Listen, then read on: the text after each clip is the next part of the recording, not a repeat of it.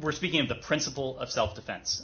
We certainly. I'm asking if you think that the principle of self-defense applies to the retaliatory, the airstrikes that they're conducting in response. Matt, this is a very fluid situation. I would hesitate to comment on operations beyond, the rocket fire that is clearly targeting innocent civilians in Israel. So I would hesitate to speak to specific operations that have just occurred. But the broader principle of self-defense is something we stand by on behalf of Israel and every other country. Do you think that an Israeli military response to the rockets coming in,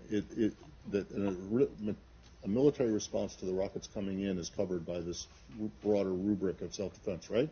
Self-defense often does authorize the use of force. Thank you, Matt. I want to ask you about East Jerusalem, but let's talk about what you said about the principle of self-defense. Does that in any way apply to the Palestinians? Do they have a right to self-defense? Do Palestinians have a right to self-defense? Broadly speaking, Saeed, we believe in the concept of self-defense. We believe it applies to any state. I don't think that. I certainly wouldn't want my words to be construed as. I understand. I want to ask you.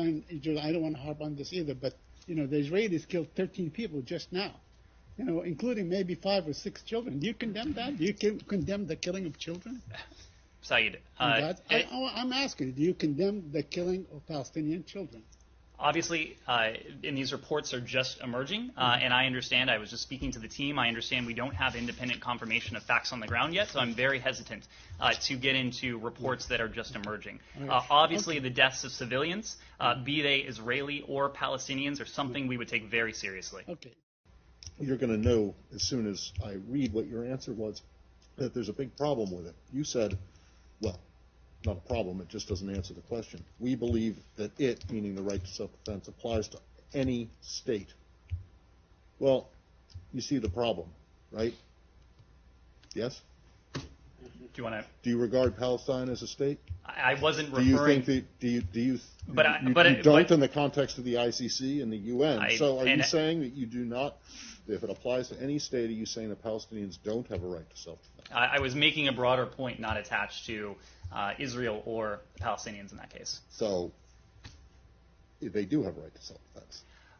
Matt, I'm not in a position to debate the legalities from up here. Our message is one of de-escalation. All right.